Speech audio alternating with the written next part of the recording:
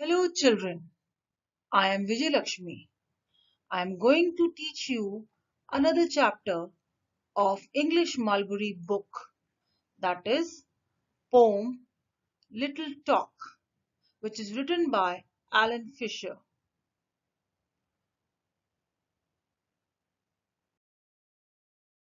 Aline Lucia Fisher, poet. She was born on September 9, 1906 in Iron River, Michigan. She received her bachelor's degree in journalism from the University of Michigan in 1927. She became director of the Women's National Journalist in 1928. She was an American writer of more than 100 books for children. She thought of herself primarily as a poet, and her poems are frequently used in textbooks. And famous poems were like Bird Talk, The Picnic, First Day at School, The Seed, etc. In 1978, she won the National Council of Teachers of English Award for Excellence in Poetry for Children. She died on 2nd December 2002 in Boulder, Colorado. She was fond of writing poems a lot, children. Once she said, poetry is a rhythmical piece of writing that leaves the readers feeling that life is a little richer than before, a little more full of wonder, beauty, or just plain delight. Now, children, I am going to give you the introduction of the poem Little Talk. The poem encourages us to imagine that beetles, bugs, and bees have conversations on various topics. This is a humorous poem about the insect world. In the poem, the poet imagines what kind of discussions insects have among themselves. See, children, like we talk or communicate to each other on different topics. Similarly, beetles, bugs, and bees also communicate on various topics. In this poem, we will learn about the topics they talk about. We may not be confirmed, but poet here is assuming and expressing her thoughts to us. And as the poet is assuming, so it is a humorous poem. Because normally bees and bugs, they create sounds. We don't know what they say. We are having different languages. We used to speak, but here poet is thinking. The poetess is thinking that they are talking about us. Okay, so this makes the poem humorous.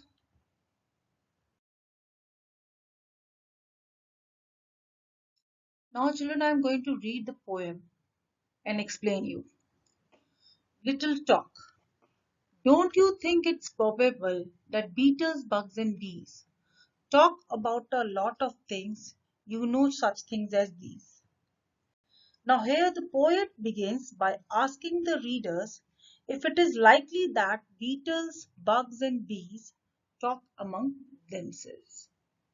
See, children, as we are living beings, in the same way, they are also living beings. And they may talk a lot of different topics which we never know, but maybe the things are which we will discuss in next paragraph. The kind of weather where they live in jungles tall with grass and earthquakes in their villages whenever people pass. Now, the poet further encourages us to think about some of their topics of discussion like weather. They also talk to each other when they feel that there is an earthquake, which basically is the tremor caused by the footstep of people passing by. See, being a living being, it is obvious to talk about our living habitat as we talk about the weather which we are living, which suits us. or our experience from natural calamities. In the same way, insects like these beetles, bugs, and bees also talk about weather.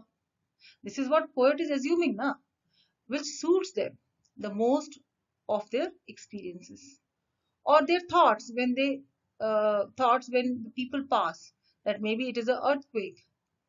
Okay, that is their opinion. So in this way, they might be talking about this. Next. Of course, we will never know if bugs talk very much at all because our ears are far too big for talk that is so small. Now, the poet ends by saying that we will never know if insects can talk to each other because our ears are too big to register their sounds. See, children, as we don't know the language in which they communicate, so we may never know about the topics actually they were talking about, and they are the way too small for us to hear their conversation.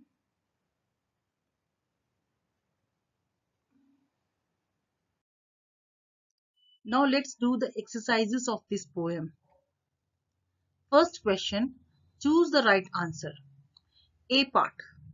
In the poem, the poet is talking to whom the poet is talking to. The readers, that means us. Second point, bugs, or third point, beetle and bees. In the poem, the poet is talking to the readers, that means to us, to the human beings. He is talking to the human beings, the readers. So first part is the correct answer. B part, the poet asks whether we have seen beetles, bugs and bees, or whether beetles, bugs and bees talk, or whether beetles and bees are bugs. So answer is second part. The poet asks whether beetles, bugs and bees talk. Next question. The poet thinks that that bugs feel an earthquake when people pass. First part, an earthquake really happens. Second part, people are much bigger than bugs. Third part, bugs are bigger than people. So the answer is the second one. People are much bigger than bugs. The poet thinks that bugs feel an earthquake. Why he feels an earthquake? Because people are much bigger than bugs whenever people pass from them. Next question. A pair of words which does not rhyme is bees and these, bugs and big, grass and pass. So children, again the second part is the answer, bugs and bee. They sound differently, so they do not rhyme.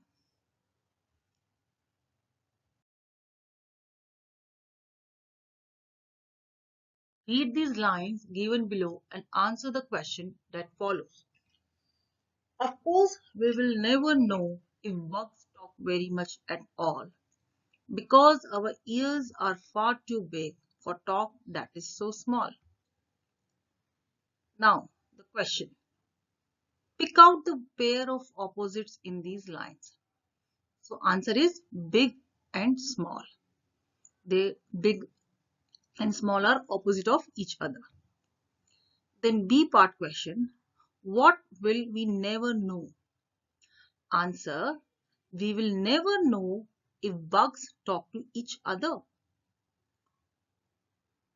C part question. Why we will never know? Answer. We will never know if bugs talk because our ears are too big for the small talk bugs have with each other.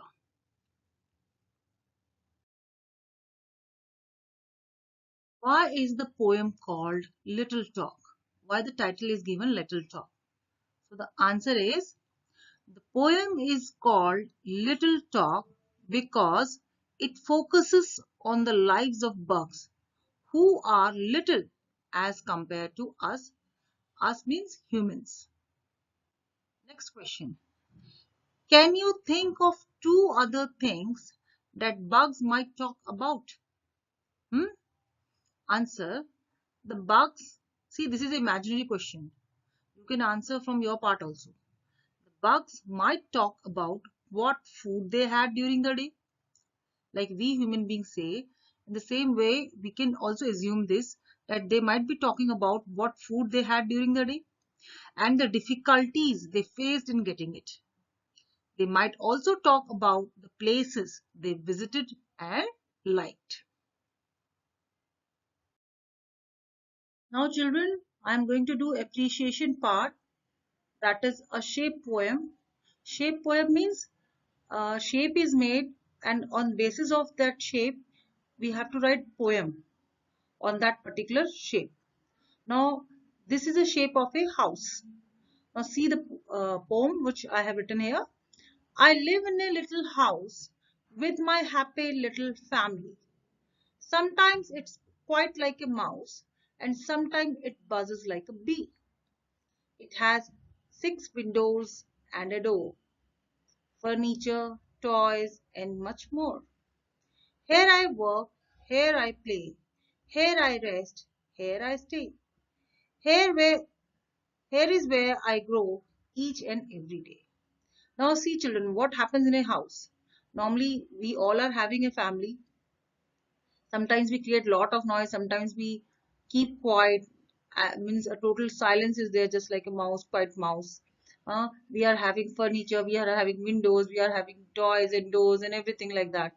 This is a place where we work, play, rest, stay, and each and every day we are growing, observing, experiencing. So in this way we can write the poems. Let us see the another example also. Now children, we are going to write a shape poem on a butterfly. First you make the picture of a butterfly. Now write how do they look. They are colorful, bright and pretty. What do? They happily collect nectar for everybody. They flutter their wings full of patterns.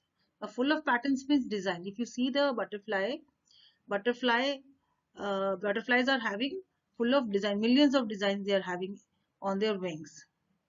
Treat butterflies gently because they are very fragile, very delicate, as for they need to keep flying. Because they need keep flying, they should be treated gently.